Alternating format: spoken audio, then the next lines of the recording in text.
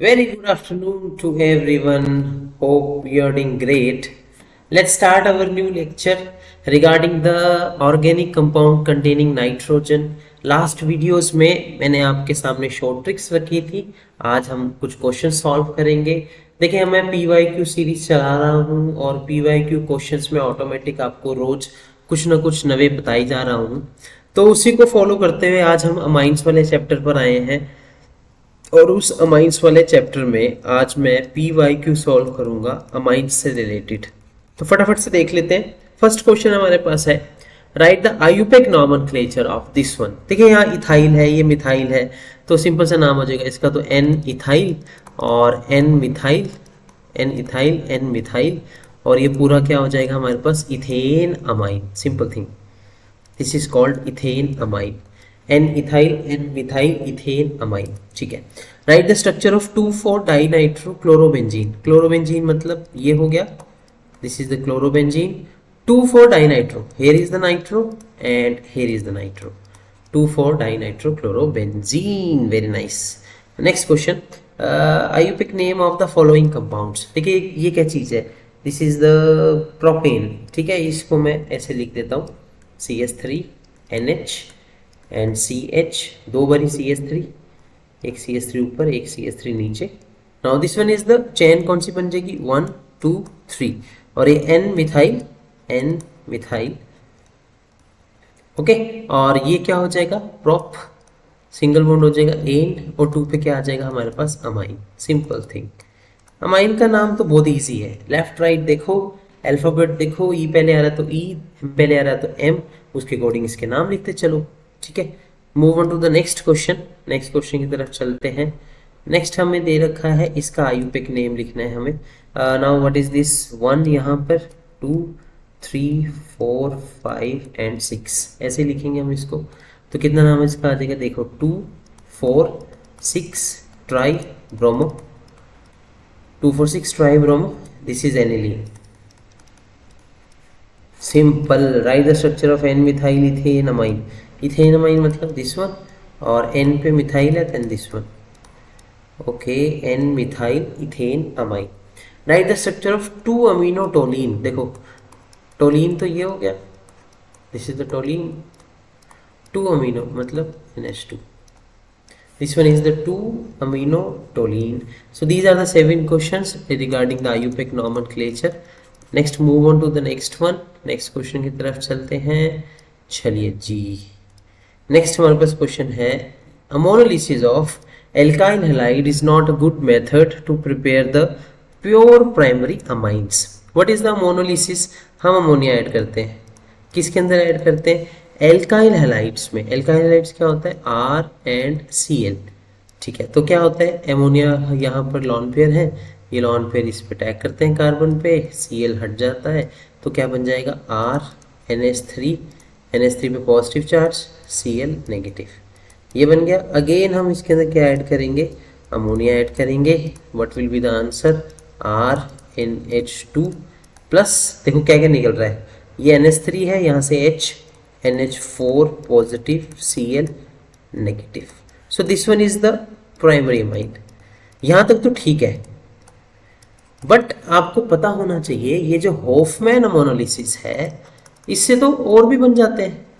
Hoffmann ammonolysis तो primary, then secondary, then tertiary, ये बार बार चलता रहेगा. अभी ये अमाइन बना है, फिर हम इसको दोबारा से किसके साथ एक करा देंगे, हेलोइल्केन के साथ. फिर ये दोबारा से नाइट्रोजन इस पे टैग करेगा, Cl टूटेगा, what will be the product, R2 बन जाएगा. ठीक है, R2 टाइम हो जाएगा, NH positive charge, Cl negative charge.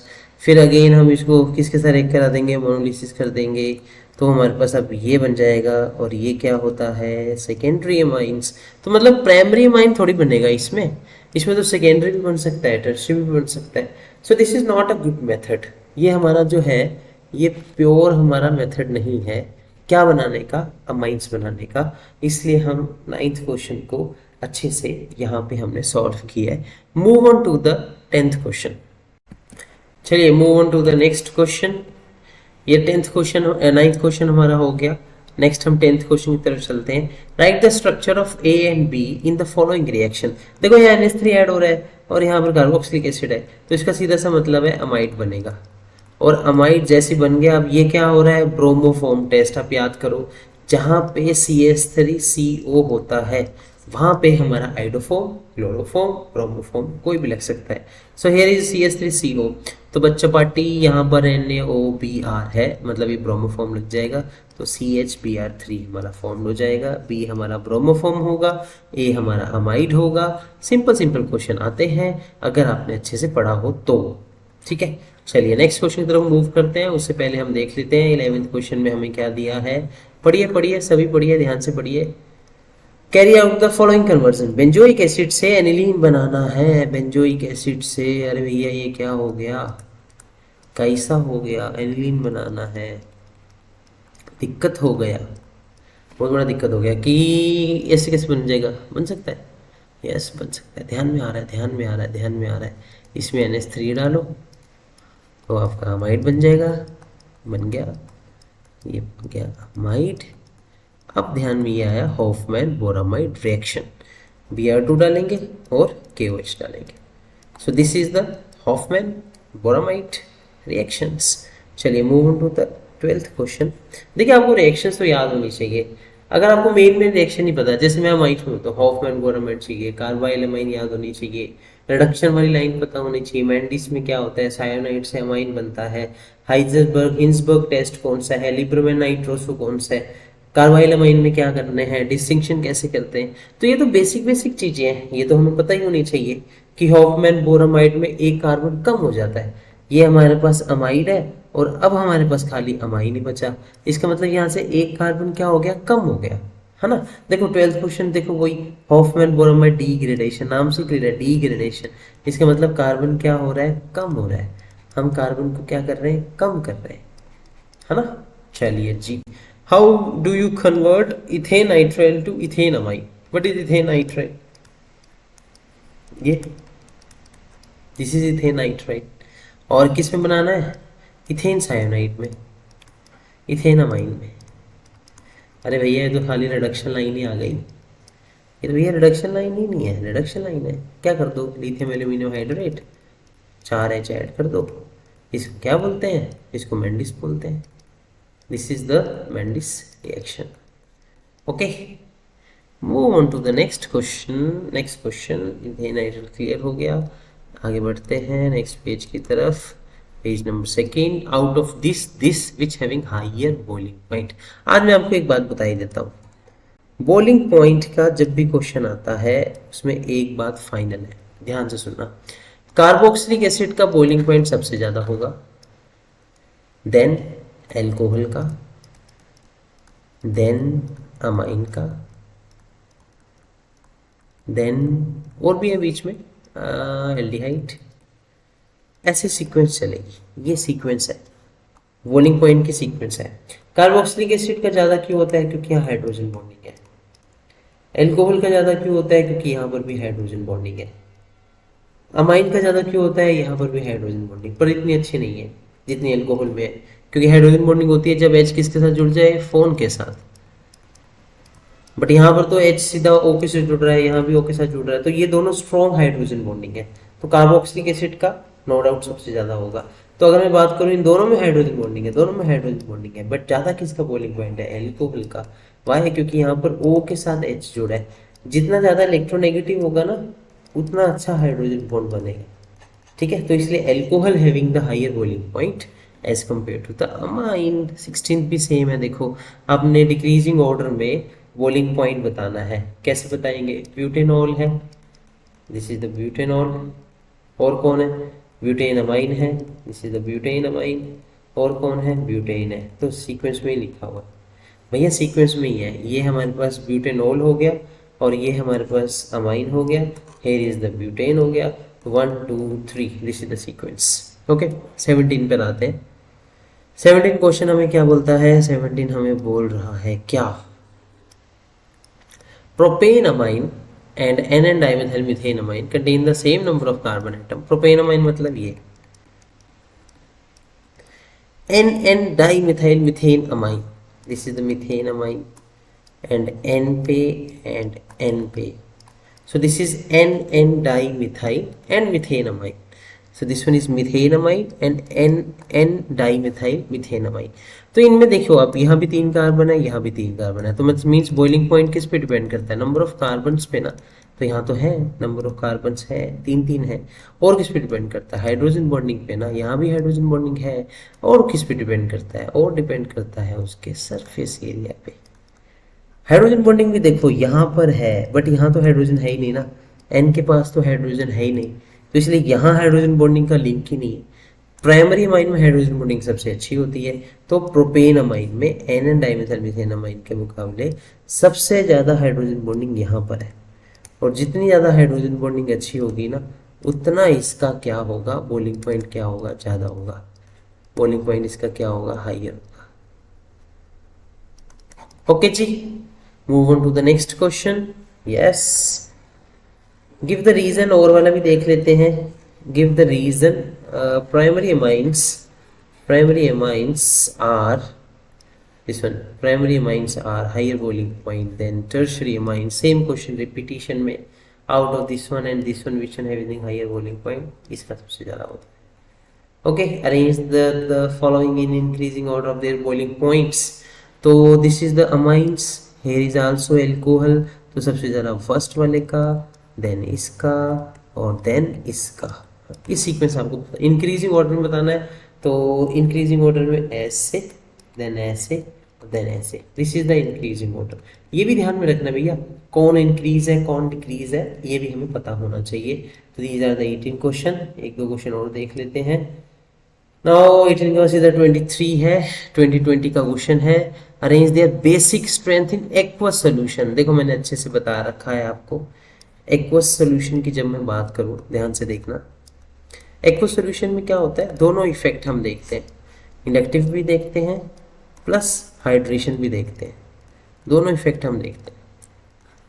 तो इन दोनों इफेक्ट के कारण सेकेंडरी ज़्यादा होता है, और उसके बाद कौन सा ज़्यादा होता है, प्राइमरी, क्योंकि हाइड्रेशन इफेक्ट और सॉल्वेशन भी बोलते हैं इसको। सॉल्वेशन इफेक्ट को हमने प्रेफरेंस ज़्यादा देनी है, और देन होता है tertiary. So this is for methyl के केस में। मिथाइल का मतलब जहाँ CH3 लगा हुआ है उसके केस में। Now if we have the ethyl, what will happen here? अगर हमारे पास 2 कार्बन हो तो क्या होगा, सेकेंडरी तो होगा ही होगा, देन टर्शरी होगा, देन प्राइमरी होगा। सो this one is the for 2 number of carbon atom. Ethyl के केस में ऐसे चलेगा, और एक्वस के केस में ऐसा चलेगा, but this is for only aqueous medium. We are talking about aqueous medium. Aqueous medium means when we have the water molecule. But if we have the gas molecule, gas medium, मैं molecule बोल रहा हूँ, gas medium जब होगा तब क्या होने वाला है, तब भैया ओनली इंडक्टिव इफेक्ट देखते हैं, क्योंकि वो वाटर तो है ही नहीं ना, और जहाँ पे वाटर नहीं है वहाँ तो हम देखेंगे नहीं। तो उसके अकॉर्डिंग टर्शरी, चाहे मिथाइल हो चाहे इथाइल हो, जो मर्जी हो, अगर गैस फेस है, जैसे नेक्स्ट क्वेश्चन देखो 24 में। अच्छा, इस वाले का क्लियर कर लेते हैं पहले। ये सबसे ज़्यादा इसका होगा, 1 नंबर दे दिया मैंने इसको, देन प्राइमरी का होगा CH3 का, एंड देन टर्शरी का होगा। This is the sequence. वो अपने अकॉर्डिंग आपको देखना है, डिक्रीजिंग ऑर्डर के इंक्रीजिंग ऑर्डर। 24 में क्या है, increasing order of base strength in the gaseous phase. We are talking about the gaseous phase. Okay, तो गैशियस फेस में तो मैंने आपको बताया टर्शरी वाला सबसे ज़्यादा reactive. So this one is the first, here is the second, here is the third. So these are the terms you must know about it. So move on to the next question की तरफ चलते हैं। What is the next one? Give the reason. Give the reason. क्या reason देना है हमने, देखते हैं। इतने is more basic than इतने in aqueous solution। देखिए आप reason दे देंगे कि ये ज़्यादा क्यों है, aqueous की बात हो रही है, तो मतलब यहाँ पे solvation effect लगा है। ओके, प्लस इंडक्टिव इफेक्ट लग रहा है, सॉल्वेशन प्लस इंडक्टिव इफेक्ट, दोनों के होने के कारण इसकी बेसिसिटी क्या है, ज़्यादा है, इसकी बेसिसिटी ज़्यादा है। Next is 26। Arrange the following in increasing order of their basic strength. देखो आप, मैं आपको बताऊँ, अमाइंस में 3 क्वेश्चन आने हैं। एक क्वेश्चन आएगा बेसिक स्ट्रेंथ का, एक क्वेश्चन आएगा नेमिंग रिएक्शन का। कार्बाइल अमाइन बता दो, हॉफमैन बोरोमाइड बता दो, कपलिंग बता दो, लिबरमैन नाइट्रोसो बता दो, हाइजेनबर्ग बता दो, हिंसबर्ग, सॉरी हाइजेनबर्ग बोल रहा हूँ। तो ऐसे जितने भी डिस्टिंक्शन टेस्ट है ये सारे आपको क्लियर होने चाहिए। लास्ट ये वाला कंप्लीट करते हैं 27 तक, फिर नेक्स्ट वीडियो डालेंगे। Arrange the following increasing order of their basic strength. Now we have telling about their basic strength. Here is the aniline, okay, this one is the aniline, para nitroaniline. Here is the para nitroaniline and the paratolidine. This is the paratolidine. Okay, तो out of these three which one show higher basic strength? तो basic strength का मतलब negative charge ज्यादा होना चाहिए। And you people know that amine group is the what, CH3 group is the plus I effect, show the plus I effect. तो mean सबसे ज्यादा basicity first वाले की, देन सेकेंड वाले की एंड देन थर्ड वाले की। So these are the sequence जिसके अकॉर्डिंग हम बेसिसिटी को डील करते हैं। नेक्स्ट क्वेश्चन हमारे पास आता है कौन सा, समझते हैं। Arrange the following increasing order of their basic strength. Basic strength बतानी है, बस वही बात देख लो, जहां पर बेंजीन अगर NH2 के साथ लग गई, अगर बेंजीन लग गई और NH2 लग गया तो इसका मतलब इसकी बेसिसिटी तो गई काम से, ठीक है। यहाँ पे CH3 लग गया तो अभी भी थोड़ी बहुत बेसिसिटी बढ़ जाएगी। तो सबसे ज़्यादा बेसिसिटी देखो इसकी होगी, क्योंकि यहाँ पर जो NH2 है बेंजीन से नहीं जुड़ा हुआ, तो बेंजीन खींचेगी नहीं क्योंकि वो CH2 से जुड़ा हुआ है पहले। तो फर्स्ट इसकी हो जाएगी। सेकेंड किसकी हो जाएगी? देखिए यहाँ पे CH3 है ना, तो थोड़ी बहुत तो बढ़ा ही देगा ये, थोड़ी बहुत तो इंक्रीज करेगा। सेकेंड इसकी हो जाएगी और लास्ट में कौन आ जाएगा? थर्ड, जहाँ पे सीधी बेंजीन लगी थी। अब आप वो देख लेना इंक्रीजिंग ऑर्डर में लिखना है कि डिक्रीजिंग ऑर्डर में लिखना है। मैं यहाँ पर आपको बता रहा हूँ हाइयर बेसिसिटी के बारे में। अब चलो पूरा आंसर बता देते हैं। इंक्रीजिंग ऑर्डर में लिखना है तो हम ऐसे लिखेंगे 3, देन 2 और देन 1, मतलब 1 ज़्यादा बेसिक है, फिर 2, फिर 3, इसके अकॉर्डिंग ऐसे नंबर देके हम इसको सॉल्व कर सकते हैं। So these are the questions जो हमने पढ़ने थे। 27 हमने कंप्लीट किए। नेक्स्ट क्वेश्चन में 27 अगेन लेकर आएंगे। ऐसे ही पढ़ते रहिए, साथ साथ खेलते रहिए, साथ साथ मुस्कुराते रहिए और अपना एक प्लान बना करके जो 2 महीने पड़े हैं इसकी तैयारी आप अच्छे से करते रहिए। तब तक के लिए टेक केयर, बाय बाय।